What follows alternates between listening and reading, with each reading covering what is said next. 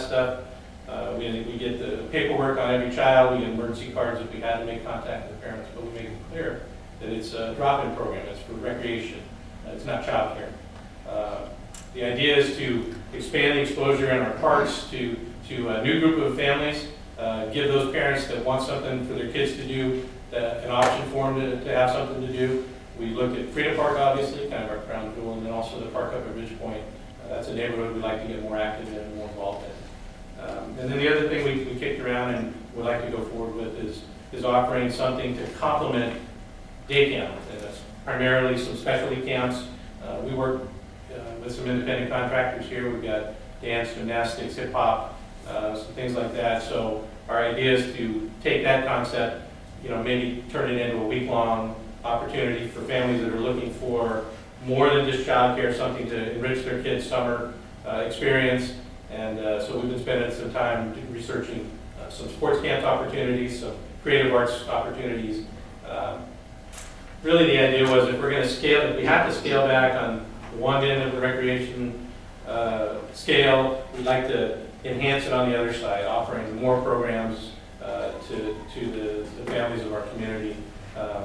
So as you can read in there, regrettably, after much discussion between the three of us, our recommendation is for this summer is to not go forward with swim lessons, rec swim, and pool rentals at the Highlands High School location.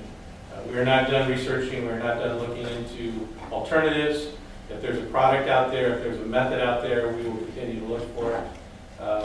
But for this summer, as a transition, we'll focus our attention aquatically with the swim team at Highlands, and then look to enhance our recreation programs during the summer, try to reach a different segment of the population here in the North Highlands community we're not reaching right now. So that's the gist of our report. I don't know if it was necessarily an action item, but it was more keeping you folks in the loop, getting your feedback on alternatives, ideas that you may have that we can grab onto and move forward with. But that's kind of what we arrived at after a very extensive and thorough discussion. And if I can tag on to that, one of the things we did was there's a mechanism available through CPRS as well as through the special district, Parks and Recreation special districts throughout the state, where we can send a question out, or we have an issue, or we're looking for something, and we get feedback. And I asked Scott to put out there to the large masses, does anyone have a similar situation where the pool you have has the restrictions we have? And it's one thing I didn't hear Scott mention was, besides the 7.5 feet, it's another 18 inches from the deck. Okay, so it is quite of a challenge.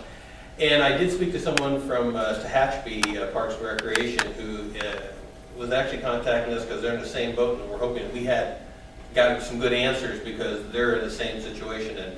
And we talked for a while, and he had done quite a bit of research before we even started. Like Scott said, having kids get water safe is very important.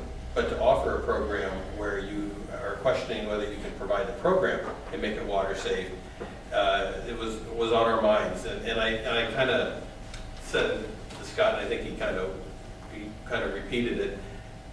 The question is, I want to visualize that parents are walking on the deck with their kids, and imagine kids, it's the first time they're coming on to learn to swim, and the parent stops and sees a platform out in the middle of the pool that's somewhat submerged, and they look at how deep the water is, and the kid starts clutching onto mom. That perception immediately, we would spend hours and hours of dedicated time trying to explain how we think this is going to work, and truthfully speaking, we got our fingers crossed because we're hoping it'll work, we're not sure. And I didn't want to take that chance, and so I give credit to Scott and Mark. They were coming up with all kinds of ideas, but we kept on trying to put this test to every idea. Should we do it? Does it make sense? Is it safe? Will it pass the, basically the smell test with the parents? And I didn't walk away with anything that actually convinced me that we should do it. And like Scott said, we haven't given up on it, but at the same time, we don't have enough time before the spring brochure has to go out to come up with some new idea, and this is not one we want to take a chance because I think Alan, you have aquatics background. In the Parks and Recreation profession, the one area that that we had the greatest risk is water. And I happen to know a very, very good friend of mine who was at the Fairfield pool when they had a drowning there. And it took 10 years before that community got over that. And people lost jobs, and there were lawsuits and all kinds of things. And that was a regular pool, and unfortunately, it was an unfortunate accident. Here, we're walking there with, I think, our arms already tied behind our back, and we're bouncing on one foot. And it just didn't make sense to us. So as much as we regretfully bring it to the board, we just don't think we can offer that recreation, that type of recreation this summer, and go to bed at night and feeling that it's going to be safe for all involved. And the other piece too that that we should mention is that having young lifeguards who are maybe teaching for the first time, having to tread water the entire time. I mean, at 4 feet of water, you stand up. 7.5 feet of water, you're treading water. I think that when you add all these pieces together, it just was a little bit more than we thought was a safe bet for the district.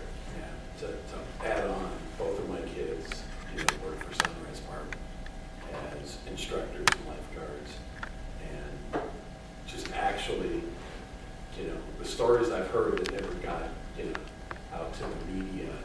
Luckily, the Antelope Pool is right next to a fire station, but they had one time they looked over, and who's been in the Antelope Pool? Anybody? Okay. So they have the play structure pool, and about one time somebody looked over, there was a child face down in the water and a foot deep of water.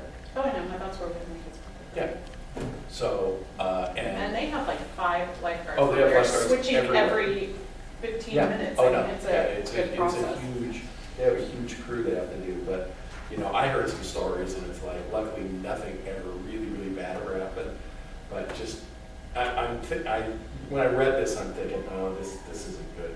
Because even at Rush Park, I've seen them do swim lessons, where the pool is maybe 5-6 feet deep, and they have platforms in for the real little kids, and even, the platform's only maybe 18 to 24 inches, and even with that, the little kids are freaking out. So, regrettably, I totally understand this. It'd be a big impact. Oh, yeah, it is. Well, with Rio Linda not having their pool this summer and us Right. not having our pool this summer. Well, it's like gonna Scott did say though, one of the things, and I think we would have done this regardless of the Right. pool situation, Yeah. but I think as Scott said, we have 15, 20 kids or families that seem to bring our kids to our day camp. That's not reflective of a community this size. No. Right. And let's be honest, affordability is got to be number one. Yeah.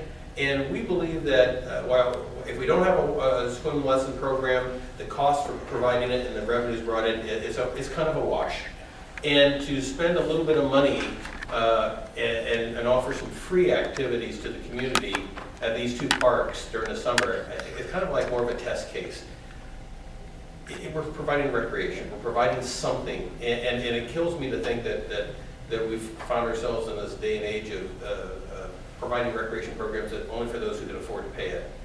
And the reality of it is, if you go down to Freedom Park during the summer when we had the splash pad on, and seeing all those kids down there enjoying that, and it's free. And we hope this year we can turn the splash pad back on, but right now, who knows? But it's not replacing swim lessons, and we would put in our brochure, we would notify the public that if you're looking for swim lessons, you can look here, here, here, and here, so that, at least we're giving them a starting point to where they can go.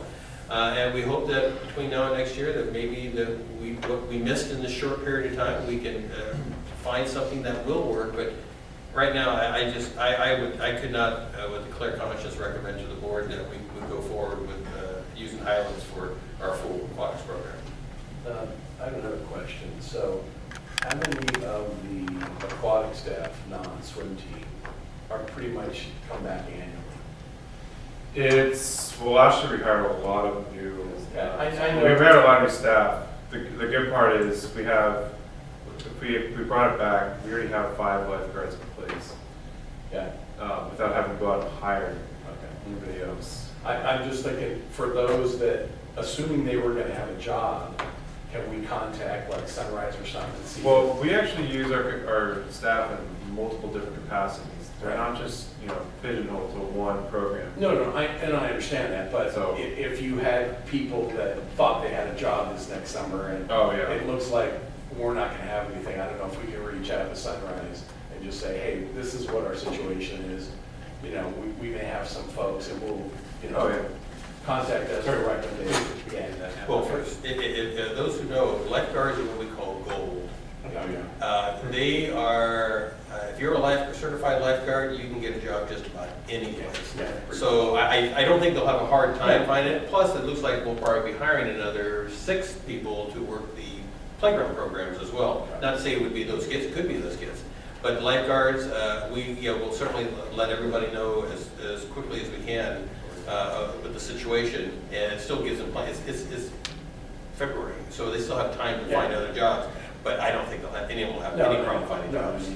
It's, The certifications and the training that they have, they'll be gobbled up because other organizations won't have to do the training. They're already trained.